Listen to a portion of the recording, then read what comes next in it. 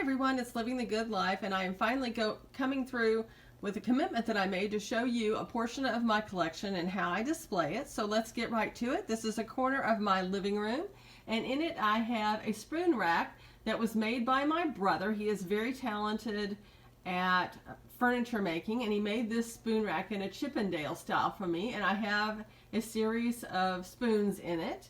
I also have a chair that I bought at a yard sale for about $30. I didn't realize until I got it home that the little second acorn finial on the left hand side is missing, but it is pretty, and for some reason I have a doily on top of there. You can see it has a little finial as well. And let's go ahead and look at the main attraction, which is this corner curio cabinet that I bought in the late 80s.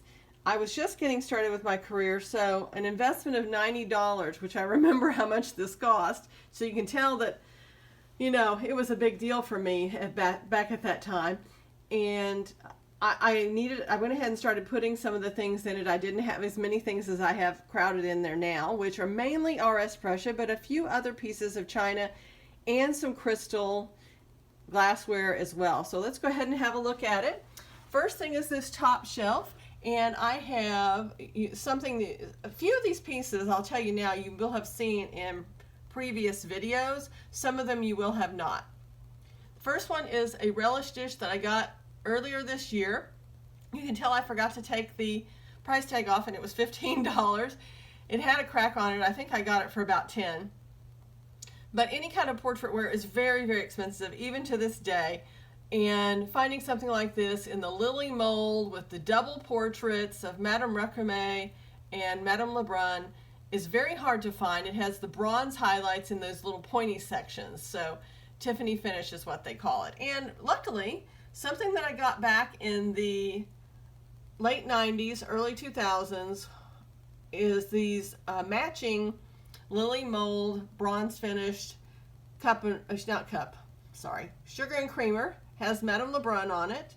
They are not marked, and I paid about $100 for them, maybe a little bit more with tax. Then I found this many years ago. I can't even remember where I bought it, how much I paid for it. This is one of my few pieces of Worcester. It is a very nice piece of Worcester. It has these raised, hand-painted sections of leaves with gilding, with the blackberries, insects, and on this side there's a beautiful butterfly, and it is just lovely. I can't remember, I dated it once. You can date it based on the mark on the bottom, but I've forgotten now this time. Let's go down to this section. My brother has also made me these little placards to tell people about the RS Prussia. Here we have the 2 cups and saucers from a set that I bought in the late 90s that has a teapot, sugar, and creamer, and you're going to see those here in a little bit. I thought when I bought it that these sections were kind of an apple green, a deeper, brighter green, and they turned out to be this olive color. So I was deeply disappointed when I got back home, but because I had spent a ton of money on this, like $625 about for this set. That is how expensive RS Prussia was back in the late to mid 90s. So anyways, here they are. They are not marked. So those are the 2 cups and saucers, and I'll show you on the next shelf the rest of the set. I also have an opalescent pink candlestick. So I went to a garage sale in St. Louis. I was there on vacation, and I had looked at Craigslist several years ago and saw that there was a garage sale coming up with antiques and vintage. So I went on over, and the garage door was open. I was the only one there. I'm making a huge pile, finding all this neat stuff. And after a while, I just knocked on the door, and the lady goes, "What are you doing here? The sale's not until tomorrow." I guess I got really confused, but she let me go ahead and buy my stuff. But this is one of the things. There was very few there, very inexpensive things there. I went back the next day. They hadn't put anything out, but I was very fortunate. Here is the teapot, and here is the creamer and the sugar bowl for this item. So you can tell, I'm going to try to see if this one is actually marked. Nope, it might be on the teapot, but I don't know. You might remember this from an earlier video a couple of years ago. It was $8. Cranberry vase. I've got another cranberry vase in the corner. And over here on the side, I have a little salt shaker that I bought at a flea market. Very inexpensive, probably $4 or $5. And as well as this green, dusty green vase. Sorry about that. Didn't think about that before I started filming. It has raised decoration, enameling. I also got that at a flea market. I am going to kneel down because you're going to get a better view if I get down here. Excuse me. I also have this Ginori. I get mixed up. Ginori, Richard Ginori, Italy, hand-painted creamer and sugar. Very pretty. I have an RS Prussia bowl in the back. Can't remember how much that was. It was late 90s. I have a clear vase, another pink vase from the same place in St. Louis. I have my set of 4 sterling rimmed toothpick holders. I'll pick this up so you can see them. I also have this beautiful Picard cup and saucer. I mean, just absolutely beautiful.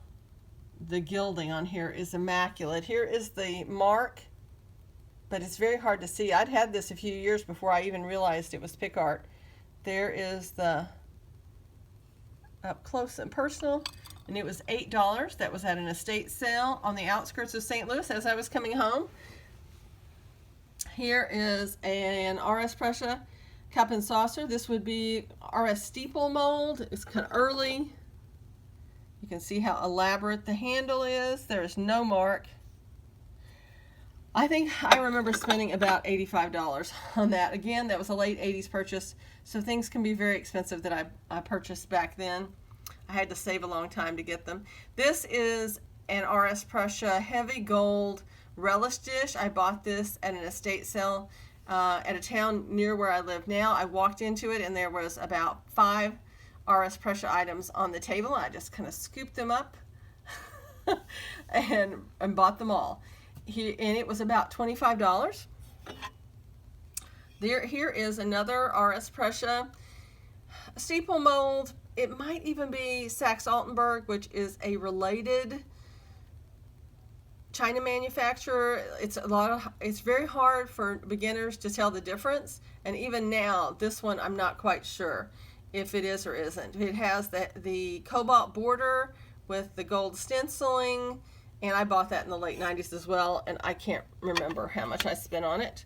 I also have this little cup and saucer. This is from a local estate sale. It is Limoges, Theodore Haviland, for Burley and Company, which would be a retailer, a store in Chicago. And that estate sale was so fun. You walk in and there was just tons of antiques. It was for a family member that was an only child, and on both sides of the family they inherited a lot of antiques. The China area, sometimes you would find a saucer and you would have to go look for its mate. Sometimes you found it, sometimes you found it cracked, and you were just so disappointed because you knew it was an early cup and saucer and it was very elaborate, so it was just very sad. Let's go to the last level. Here's one of my little hand-blown pieces that I've been collecting. This is a vase, Vaseline glass, so it has uranium in it. And here is a little candle holder, same thing. Those are both on earlier videos. Here is a cobalt Mary Gregory style what